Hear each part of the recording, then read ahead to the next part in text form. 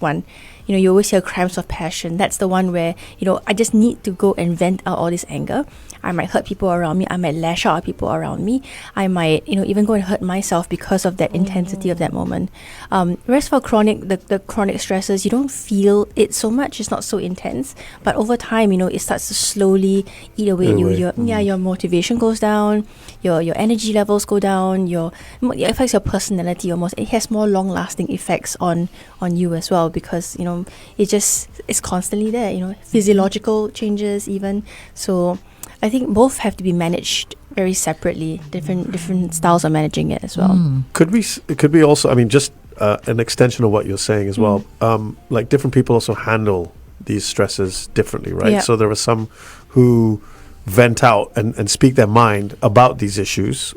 You mentioned quite extreme examples of how you can do that, like hurting yourself or others, and the others who will just take it all in and not want to talk about it. Yeah. So I mean, I don't know. You're talking about the chronic and the what was the other Acute. one? Acute. Yeah. But they're also the way we deal with it, Yes, right? Different personality types. And I was going to get to that. So excellent you brought it up, because definitely how we are brought up, how we experience things in life, we have different ways of managing these emotions. But for those people who experience acute situations and then they repress it, that will then in turn become more chronic in the long run, because if you have this habit of just repressing everything, eventually it's going to come out when you can't control it. It's going to come out and unpredictably, basically. Yeah. Would you recommend, just to follow up on this, like when these things happen, to actually then voice it out rather than keep it in? I mean, it's always good to have an outlet, and I think that's the best we can do especially for the acute situations that happen. We need to have an outlet to release all these emotions in a very safe manner. So it doesn't matter if you're the kind that maybe you want to be more private about your feelings. You don't want to tell everybody about it, but that's fine. Then find an outlet that works for you. Right. So really, I think emotional regulation, the first thing I would recommend is to find something that works for you. So if you're the kind that I need to go and run it off and go to the gym and really, just take it out on the weights, and that's fine, because you're not really hurting anybody. Okay. Although there are people who get addicted to this because they want to feel get it all out and they hurt themselves in the process. But and then or some people they might journal. Journaling is not very commonly thought of as, but it's acute, I'm going to journal, but you're just going to let it out in a way. You can talk to someone. Are these better things than talking to someone, or working out, writing it down? I think whatever you need. If you're not a kind of person that wants to work out, some people when they work out, they think more about the topic. Right, exactly. So, I mean, I work out to think, so then don't do that maybe. Yeah, you're stewing in it, you're right? Stewing it, yeah, because especially on a treadmill, oh my goodness. Yeah. Right, it's like, what do you think about? Right. Yeah. So you could like some people, they go, I mean, one of the negative things they might do is they go out drinking to forget about the situation. And then that might have more negative repercussions. Sure. It becomes an addiction over time as well. Okay. Yeah. No wonder you pointed it out. It's about a safe way for you to let out what you feel. Can I recommend the Smash Room over at Escobar? Just go in there, book an hour, and smash things up, bottles. I guarantee you will feel better. Do we have approval? Is that a good? Yeah, why not? Is that it's a very proper outlet. Just don't smash your home stuff. Go to a place where they're allowed to do it. Yes. Maybe you should move your therapy there to a smash lab. We should have a little annex in our office. Right? Or like little throw pillows where you can throw pillows all over. Yeah. Not hurt anyone or smash anything. Idea. One side coffee, one side Smash Room. I love the idea that you're onto something, pretty lady.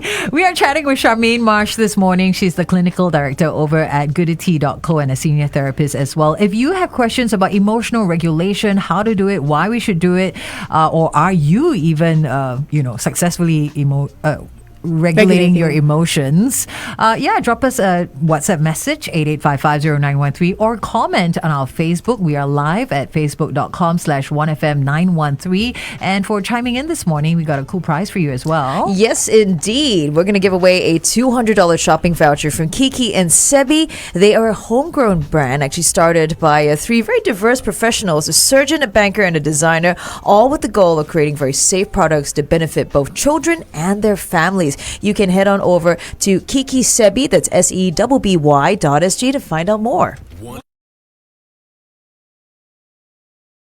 Good morning, everyone. Morning. Thank Hello. you so much for joining us here on Facebook. We're chatting with Charmaine Marsh. Hello. Yes, always in smiling. Thank you so much for bringing it every other Monday. So we're talking about emotional regulation. Earlier on, we're talking about acute situations and chronic stresses. What are some examples of chronic stresses? Good question. We have things like the more common things are, maybe toxic workplaces or partnerships. Like, it could be a romantic partnership or, having children that are a bit more challenging in the age group, or even having to care for an elderly loved one. These kind of things, they kind of cause you stress and you cannot really get away from it. So anything that is kind of a constant presence in your life and it's hard to get away from, or maybe you cannot get away from it because of some obligation, then that kind of causes that kind of chronic stress that builds up over time. I tried to return my kids, but there wasn't anywhere to take them. They weren't taking, Just kidding. They don't go back. no refunds. Yeah, I tried to push them back. No. So I can see why some people are sometimes not aware that they are chronically stressed. Yeah. I mean, I think one of the big things as well are financial stresses, and they kind of creep up on you. It's not something that is a really big thing. It's like, maybe today this month we're a bit tight financially. Maybe next month will be better, and then next month comes and goes, and I'm still a bit tight financially. And over time, this kind of eats away at you. It's like, oh my gosh, I'm always broke, or what? So it's always hanging over your head. It's always hanging over your head. Yeah. And if you don't it's about having a safe outlet. But the thing is, with chronic stresses, you may not even realize that you need that outlet. Yeah. How do you help yourself when you're not aware that you have a problem or it is a problem? Yeah. Or like everyone just accepts that this is part and parcel of life. You know what I yeah. mean? Like, hey, Yeah. grow up. This is adulting. Yeah, the You know person what I mean? themselves might be thinking that way. This is just my life the way it is. And to actually talk about it or get it off your chest feels like as if look, everyone's got problems and Yeah. so they don't feel like they want to talk about it. You almost feel maybe. like you're dismissive about it because, hey, like maybe, you say, yes. everyone else has this. Yeah. Why am I feeling this? Yeah. And then, but then you're not addressing the problem, right? No. And I think it's also like, we got to be more resilient, you got to be tougher, just Yeah. suck it up, Yeah. So I'm trying to reframe that by saying that if I can get through this, then I'm a toughie, I'm not a weak person like that other guy or whatever it is. But I think ultimately, as it doesn't matter what, if you hold yourself in comparison to other people around you, then you will always find some kind of gap or some kind of difference, But kind of looking at yourself, in this moment now, do I feel, if I look at all the things in my life that are stressing me out, even a little bit, do they combine into something that's larger? It's like a snowball effect. Yeah. Every single small snowflake doesn't really cause a lot of weight, but when you have a whole snowball kind of rolling down on you, it's Yeah. going to be like Or an avalanche. Or an avalanche. Yeah. We don't want to wait till it gets there. Yeah. Funny you mentioned snowflake because some people will say, when, Don't be a snowflake. When you and that, why you have to react to every little thing, but it's true. So now we can say, well, would you rather the avalanche Correct. of me? Correct. Yeah. So what should you be doing? I mean, you kind of, if you see that in someone, you kind of actually go and like, I think you got a problem. I think you got a problem. Actually, maybe that's the safest thing to do. Really? Because you're normalizing it. It's when we don't talk about it and then we start to like, okay, because I see this in my colleague maybe, and I don't want to talk about it because it might be an inappropriate thing. But we never know if maybe that's the push that someone They needs need, to go right. and like ask someone about it, talk to someone about it. It's how we ask maybe, say, hey, what's your problem? I mean, we Yeah. had a Of course. conversation, but What should Yeah. it be? Are you okay? hey, notice that some things have been different because it will eventually come out. Like maybe you notice a little bit more fatigue. You realize they're not on their A game, or you just notice subtle changes in the people that you're around. Yeah. And you can always say, hey, I noticed something different about you. Everything all right? Everything okay Yeah. at home? Yeah. Everything okay at work? And all that kind of thing. And it may be nothing. You may not get any response, but it's an opportunity to talk. It's normalizing that it's okay not to be okay, basically. It's interesting because in those kind of situations, when you do ask a colleague or a friend, quite often they'll climb up. The immediate reaction, even if you ask as Yeah. nicely as possible. Some Yeah. people get defensive, isn't Yes. it? Definitely. It's like, Yes. what are you trying to say? Yeah. That I'm not okay? All right, going to continue this amazing, fascinating discussion on air. Absolutely love it. Thank you so much. Dead or Alive? Dead or Alive is coming up. Are we dead or alive? I would like to think alive at this point. 1FM 91.3 Good Times Greatest Hits. Good morning to you. What's with the spinning songs? We've had a lot of spinning songs. That was Dead or Alive, You Spin Me Right Round. And before that, it was Spinning Around with Kylie Minogue. Maybe it's a Monday kind of vibe. Hopefully not for you, though. Thanks so much for having us on. It's The Brightside, joined in the studio by Charmaine Marsh, the clinical director over at Goodity Co. In to talk about emotional regulation and why this is important. And earlier on, you outlined two situations in which this can happen: acute situations and chronic stresses. like money issues, family, Yeah. relationships. And you mentioned money. Charmaine also mentioned about how money issues are part of under that chronic triggers, right? Eileen Daniel on Facebook has stated that I always tell myself if it's a money problem, it can be settled eventually. Just that you need to financially plan for it, which I guess is a very interesting point. You talk about how to safely regulate, but maybe another way to combat all this is also how do you prepare yourself before even allowing it to happen to you, right? Yeah. That's a very interesting point. Yeah, that's fantastic. And I think, you prepare yourself. In fact, it doesn't have to be just before. If you already know that these things in the long run, if not managed properly, could lead to something more dramatic and harmful in the future, then preparing for it now is perfect. Go get the plans in place, get caregiving plans in place, got all these little plans in place, so it secures you for the future. While we can't prepare for everything, at least we are more aware of what's going to happen. And if you're already in a situation where it's stuck, another outlet, a safe outlet, could be planning what to do the next month that's different.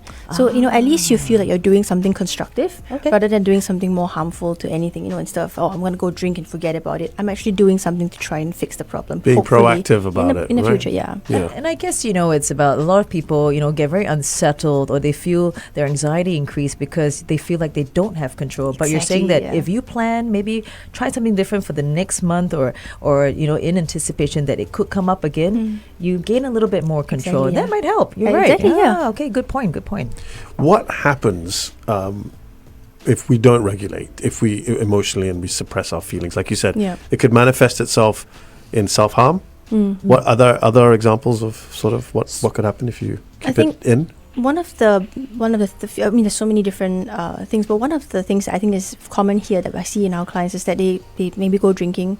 Not drinking is not a bad thing. I mean, we do it for socially and for fun and things like that. But when it becomes an addiction where you need to have this drink so that you can feel better about yourself, then it becomes forget things. Yeah. Anything that numbs the issue and not deal with it, I think that might be a bit more destructive in the long run because it's going to come out at some point. A lot of people use the soda bottle example analogy. You shake it, and if you open it suddenly, it's gonna Right. But if you slowly let it out, then it's a bit more controlled in that sense.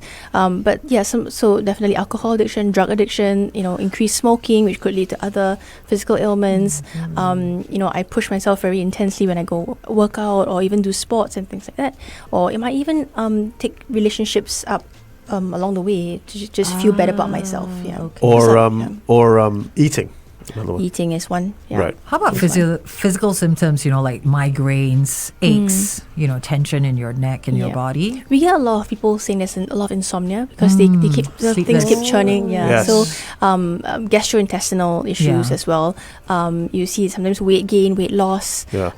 Chronic fatigue is one of the things. And no matter how much you rest, you just don't feel rested. And it kind of shows on your face as well. Not about wrinkles and stuff, but you just know you feel more tired, and just your attitude might change. Maybe you just don't have enough energy for your family or your friends. You don't want to go meet your friends even. It's like, no, I'm just going to stay at home and watch my Netflix and drink my beer or something, which is fine, but it's just that it's not balanced anymore, and we have to reclaim that balance again so that we can continue to function more effectively. Last week was World Mental Health Day, and there was a brilliant video from Norwich Football Club. They're a famous football club in the UK, and it's got a video of just two football fans sitting next to each other.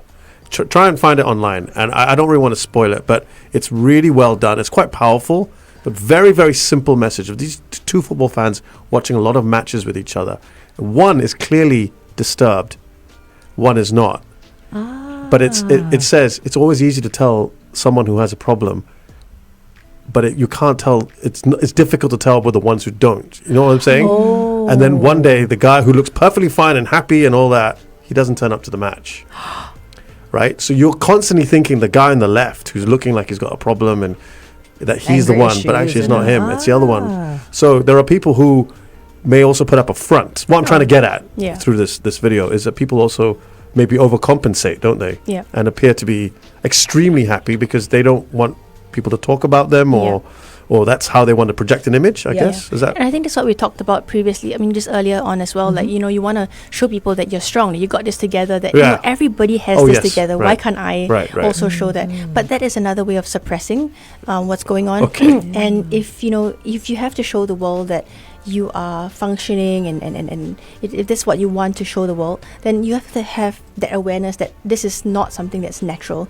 When you feel something intensely, you have to you're human, you will have a reaction to it.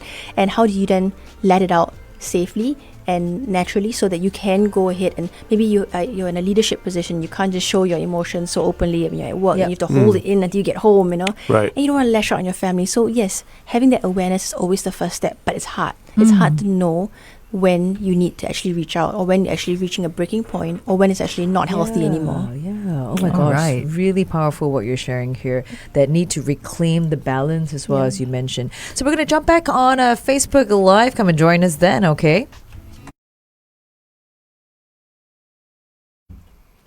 So much to think about. Oh my goodness. Indeed. So as we were sharing earlier, the great comment from Eileen Daniel about, when it comes to chronic triggers such as money, she says that, it's all about taking the time to actually plan ahead and do some financial planning. And I think that's a very good point that Eileen has brought up as we talked about on air, that sometimes it's not just about finding those safe outlets, but also because it's chronic, it's going to happen anyway, right? To preempt, like you said, share with us about the next time round, preparing for yourself, and it might help you with not even experiencing the negative emotions that come from these chronic triggers. That's really great. Thanks so much, Eileen. So what can affect emotional regulation? I think like what Shehzad brought up earlier about the personality as well. What kind of upbringing do you have? Are you the kind of household that you talk openly about your feelings, or are you the kind of household that we really emphasize that if you have an issue, you just deal with it and you move on in your day, you don't get to talk about it. So that kind of sets us up for how we deal with problems and issues moving on later in our life. Again, it comes back, it sounds so simplistic, but it comes back to the awareness of it. If today I could invite everybody to just think about how your upbringing was and how you then manage your emotions and your feelings now as a grown-up, that could give you insights as well. Are you the kind that you feel that I have to hold it in because I want to portray a strong front? When was the last time you actually let out and was your emotions? And I think the key word is here is how comfortable are you being vulnerable? Because that's scary. Yes. Being vulnerable is scary. You get hurt, Yeah. right? And we want to protect that. Just to go on what you're saying as well, like many people. I think we've also mentioned this before, because we talked about co-regulation with Dr. Natasha Riyad, and a lot of us were brought up in very different households, right? With the way our parents sort of dealt with things and dealt with us, and now when we've got our own families, we kind of maybe want to approach things a little bit differently. And I certainly feel in this generation and these times, we're far more likely to want to talk about things and to want to express ourselves. Whereas maybe our parents' generation, it was all about kind of being stoic and in the face of adversity and just facing things heads on. Yeah, definitely. Absolutely. Yeah, and I think that's a brilliant step forward. I mean, in back of my mind, I hope that I'm doing that as well. Right. So I think that's the first step. Knowing that there was something that I didn't know it was a problem back then. Right. And maybe it wasn't a problem, but it's not working out for me now. And that's something that is the theme of this. If it's not working out for you, then that's when you have to do something. If it's not working out for the society or your colleague, it's for you. So if you feel that this moment in time you are stressed out over something seemingly small, it's something that you have to work on already. That doesn't mean that the person next to you is managing it and that's okay. I should be able to manage it too. There's a fine line between resilience and harming yourself. And if you feel that it's too much, you need some kind of crutch to get through the day, and you need that extra swig of wine, or you need 10 more packets of cigarettes, maybe, I don't know, but if it's too much at this point, it's okay to say I think I need some help in managing this. Yes. And I need to look around me. What could help me? Could it talking to someone? Could it be taking up a new hobby? Could it be exercise in moderation and all that? So that awareness first, and then what can I do about it that's good for my personality. I feel like what you've pointed out here, all of us should just do sort of like a self-check, like a self-reassessment, and really go through all those points. Are we possibly approaching a possible addiction, for example? But we have a really, really great question from Eileen Daniel, and she asks, how do you handle temperament behavior, like someone who easily gets angry every time? I think, that's a good question. And it's tough because, you don't want to trigger this person into, taking out their anger on us, Or as even well. for like ourselves, Or if even we ourselves, quick to yeah. anger, right? Yeah. But if let's say you're talking about yourself and you know that you're quick to anger, then it's worth looking, okay, what can I do about this? Is that, have I hurt people around me, and am I okay with that? You know, if it's not a one-off thing, then maybe it's time for me to go and talk to someone about it. But if you're talking about someone else who you think has a problem, and it's very hard to approach someone with an anger, who may Yeah. have an anger problem, right? It's like, oh my God, I'm scared. Then sometimes an approach where you have to wait for them to be in a calmer state, then we bring it up. I know clients who send Instagram posts, TikTok videos to their partners to hint that they have an issue and all that. It's never easy. Sometimes calling for an intervention, getting their close friends, is like, can you just gently bring this up to this person? Even writing a note, because writing a note, when a person reads it, it takes a longer time. It's a more cognitive process reading, as opposed to I'm talking to you, I have to react there and then. Right. Yeah. So when you write something down and you read it, it slows it down, and you tap more into like a more cognitive space. Okay. What about a more extreme measure, Charmaine? I mean, just in case that person that doesn't want to receive any help or feels that they're completely fine, right? Again, maybe they don't want to admit it. Point. Yeah. I know. I believe you can call IMH to get involved. Is that very extreme? Because if you feel that they are suffering mentally but don't want to address it and could be a danger to themselves or others, am I right in saying that? I'm not quite sure of how that works. I think you can call them. However, I believe that they have to be some kind of Family member, right? No, some kind of outburst already. They must have I see. done something already. Then Okay. I think that IMH could. I mean, I could be wrong. Okay. They could be mobilized to remove the person. And I think they need consent from a family member or Right. something like that. I mean, the details Sure. I'm sure on IMH, but Sure. I think before you approach anybody who may have a very volatile personality, Right. I think it's worth to ask yourself: do you feel safe approaching this person? And if you don't, and you fear for your safety, and not just that moment where you ask them, but any after that, Repercussions, right. any repercussions. If the situation is very unsafe and you don't feel like it's something you want to be involved with, then get someone else to do it for you, or if possible, remove yourself from the situation when you ask this person to go and talk to someone about it. Very quickly on this. We are just Okay, sorry. save that for our Okay. We're just going back One on air more. Okay. again. Could you just very quickly help us define emotional regulation again in just like one phrase? One phrase. Yeah. Okay. And then we'll go back to some of these questions again. Yeah. Okay.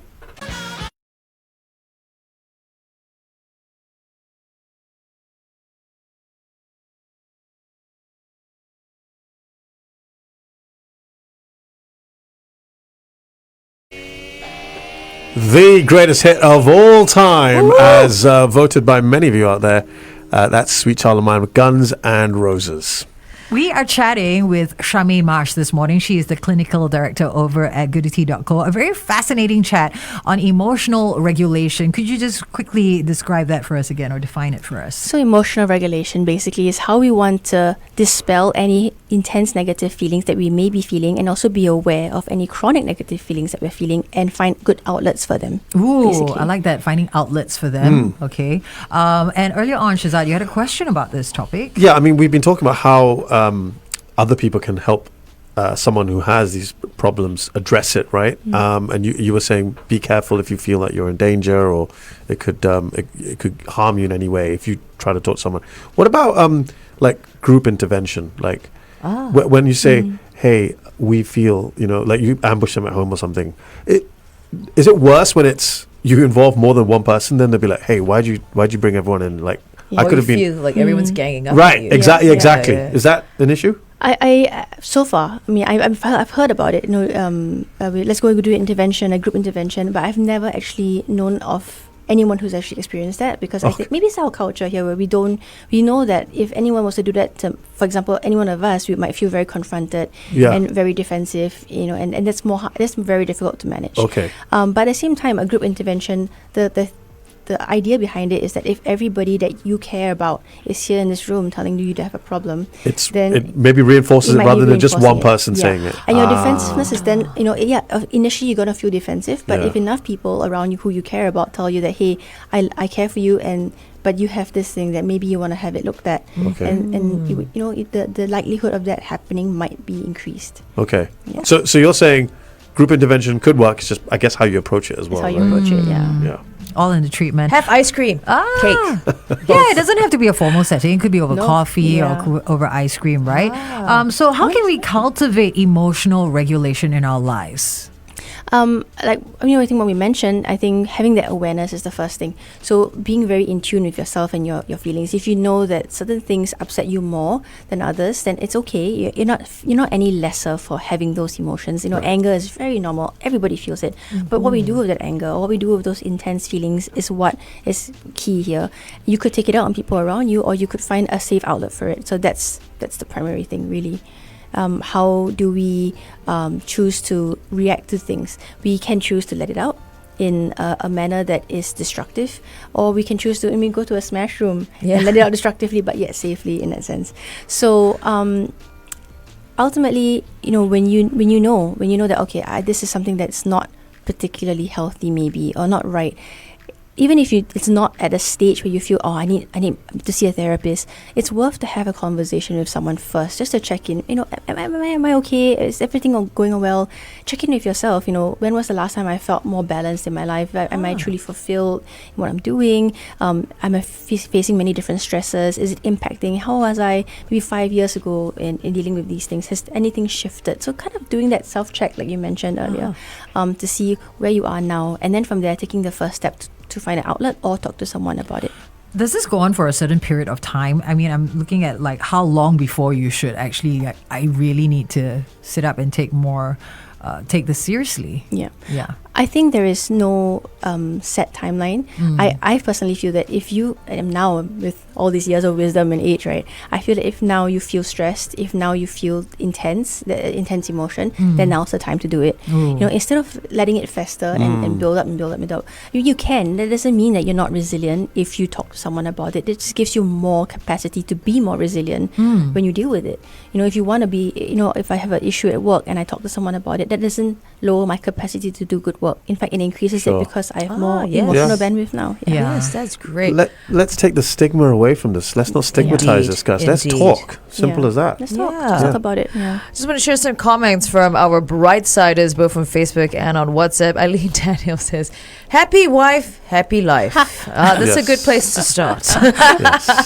But I love this comment from Jason. He says, the problem with humans is that because we like to compare, we like to please others, and that creates a lot of, not just emotional problems, but even money problems, which leads to emotional problems.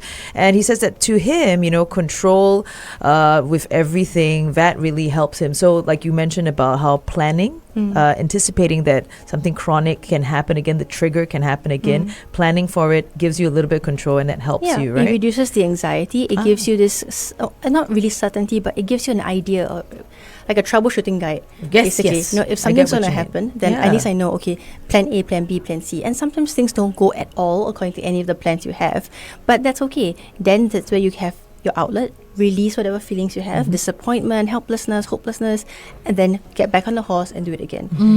It's harder to go and get back on the horse and do it when you have this burden of all those feelings and weight that you cannot release. That is I think that's my key takeaway from this morning's chat, is to have or find a suitable outlet, because when everything's pent up or suppressed, you just, it just grows and grows. Like you say, it's like the Coke bottle or soda bottle example. We all just need to find a way to breathe and let it out and let it go so that you can let it go, right? Charmaine, thank you so much for joining us here and the Brightside this morning. Where can people find you again on Instagram and social media online? Our handle is Goodity Co.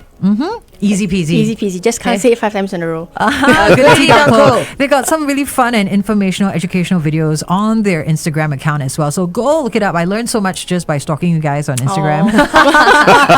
Thanks so much. Have a great week, Charmaine. Thank you. Bye. Good times. Great.